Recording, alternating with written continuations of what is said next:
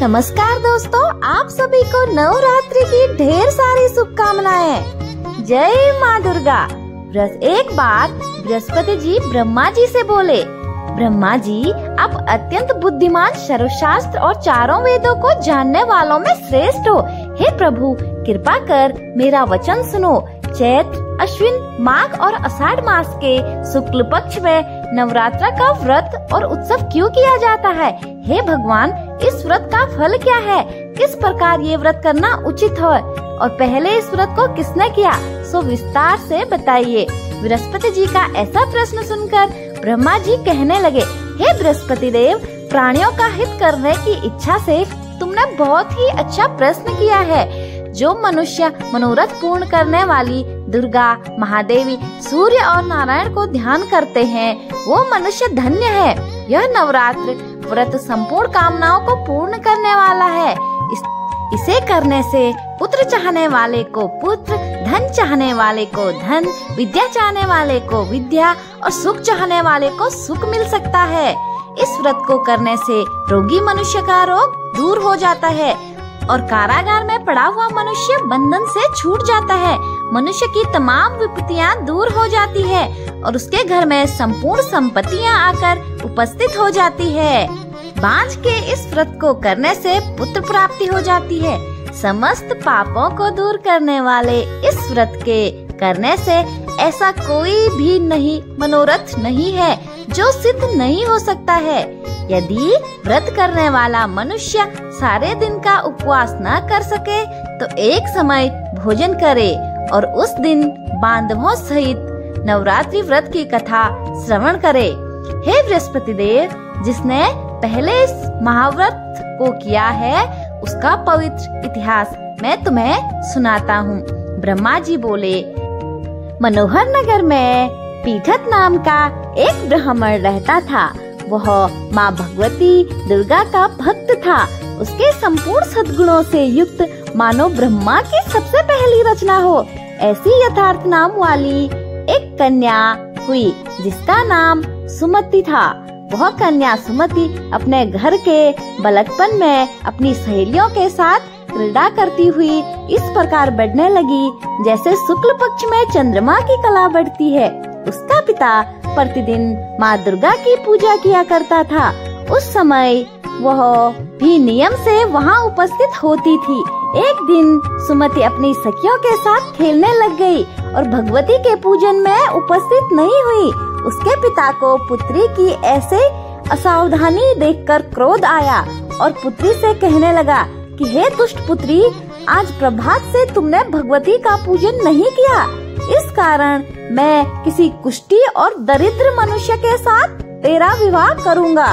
इस प्रकार कुपित पिता के वचन सुनकर सुमति को बड़ा दुख हुआ और पिता से कहने लगी कि हे पिताजी, मैं आपकी कन्या हूँ, मैं आपके सब तरह से अधीन हूँ। जैसी आपकी इच्छा हो मेरा विवाह कर सकते हो। होगा तो वही जो मेरे भाग्य में लिखा होगा। मेरा तो इस पर पूर्ण विश्वास है। मनुष्य न जाने कितने मनोरथों को चिंतन करता है, पर होता वही है जो भाग्य में विधाता ने लिखा है। जो जैसा करता है उसको फल भी उस कर्म के अनुसार ही मिलता है, क्योंकि कर्म करना मनुष्य के अधीन है पर फल देव के अधीन है। अपनी कन्या के ऐसे निर्भयता से कहे हुए वचन सुनकर उस ब्राह्मण को अधिक क्रोध आया। तब उसने अपनी कन्या का एक कुष्ठी के साथ विवाह करा दिया और अत्यंत क्रोध होकर पुत्री से कहने लगा कि जाओ, जल्दी जाओ, अपने कर्म का फल भोगो। देखें केवल भाग्य भरोसे पर रहकर क्या करती है। इस प्रकार से कहे हुए पिता के कटु वचनों को सुनकर सुमति अपने मन में विचार करने लगी कि अहो, मेरा बड़ा दुर्भाग्य है जिससे मुझे ऐसा पति मिला। इस तरह अपने दुख का विचार करती हुई वह अपने पति के साथ वन चली गई और भयानक वन में कुशायुक्त उस स्थान पर उन्होंने वह रात बड़े कष्ट से व्यतीत की। उस गरीब बालिका की ऐसी दशा देखकर माँ भगवती पूर्व पुण्य के प्रभाव से प्रकट होकर सुमति से कहने लगी, हे ब्राह्मणी, मैं तुम पर प्रसन्न हूँ। और मैं प्रसन्न होने पर मनोवांछित फल देने वाली हूँ। इस प्रकार भगवती माँ के वचन सुनकर ब्राह्मणी कहने लगी कि आप कौन है जो मुझ पर प्रसन्न हुई है? यह सब मेरे लिए कहा और अपनी कृपा दृष्टि से मुझ दासी को कृतार्थ करो। ऐसी ब्राह्मणी का वचन सुनकर माँ देवी कहने लगी, मैं आदि शक्ति हूँ और मैं ही ब्रह्मा, विद्या और सरस्वती हूँ। मैं प्रसन्न होने पर प्राणियों को दुख दूर करने वाली हूँ। हे ब्राह्मणी, मैं तुम पर तेरे पूर्व जन्म के पुण्य के प्रभाव से प्रसन्न हूँ। मैं तुम्हें तुम्हारे पूर्व जन्म का वृतांत सुनाती हूँ। पूर्व जन्म में तुम निषाद की स्त्री थी और अति पतिव्रता थी। एक दिन तेरे पति निषाद ने चोरी की। चोरी करने के कारण तुम दोनों को सिपाहियों ने पकड़ लिया और ले जाकर जेल खाने में कैद कर दिया। उन लोगों ने तेरे और तेरे पति को भोजन भी नहीं दिया। इस प्रकार नवरात्र के दिनों में तुमने न तो कुछ खाया और न ही जल ही पिया, इसलिए 9 दिन तक नवरात्र का व्रत हो गया। हे ब्राह्मणी, उन दिनों में जो व्रत हुआ उस व्रत के प्रभाव से प्रसन्न होकर मैं तुम्हें मनोवांछित वस्तु दे रही हूँ। तुम्हारी जो इच्छा है तुम मांग सकती हो। सुनकर ब्राह्मणी बोली कि अगर आप मुझ पर प्रसन्न हैं तो हे दुर्गे, आपको प्रणाम करती हूँ। कृपा करके मेरे पति के कोढ़ को दूर करो। देवी कहने लगी कि उन दिनों में जो तुमने व्रत किया था उस व्रत के एक दिन का पुण्य अपने पति का कोढ़ दूर होने के लिए अर्पण करो। मेरे प्रभाव से तेरा पति कोढ़ से रहित और सोने के समान शरीर वाला हो जाएगा। ब्रह्मा जी बोले। इस प्रकार देवी का वचन सुनकर वह ब्राह्मणी प्रसन्न हुई। माँ दुर्गा की कृपा से उसका पति कांति युक्त हो गया, जिसकी कांति के सामने चंद्रमा की कांति भी क्षीण हो जाती ऐसा लग रहा था।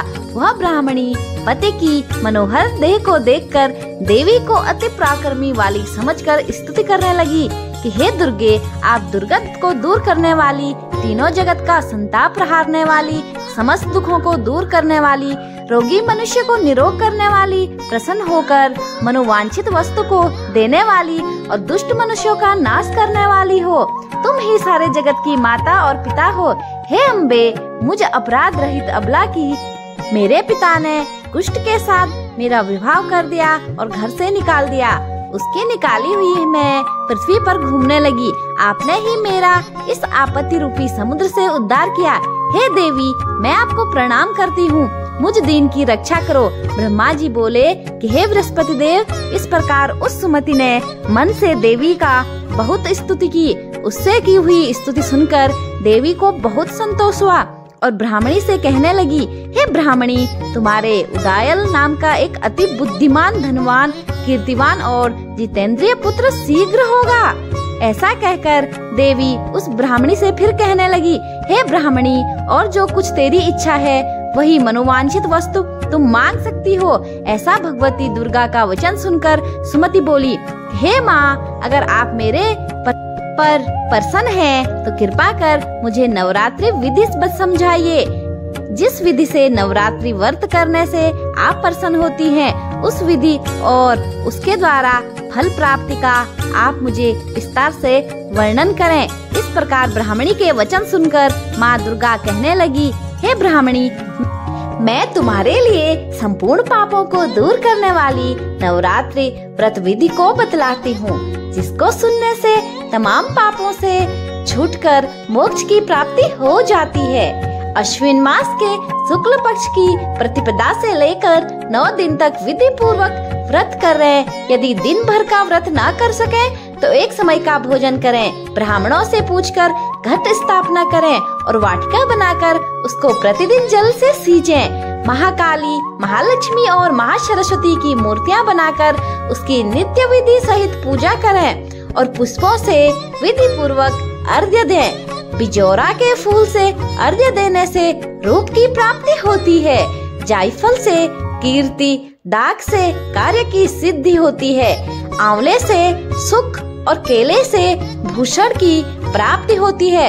इस प्रकार फलों से अर्घ्य देकर यथाविधि हवन करें। खांड, घी, गेहूं, शहद, जौ, तिल, बिंब, नारियल, दाख और कदम्ब, इनसे हवन करें। के पुष्पों से धन और पत्तों से तेज और सुख की प्राप्ति होती है। इस महाव्रत को पहले बताई हुई विधि के अनुसार जो कोई करता है उसके मनोरथ सिद्ध हो जाते हैं। इसमें तनिक भी संशय नहीं है। इन 9 दिनों में जो कुछ दान दिया जाता है उसका करोड़ों गुना फल मिलता है।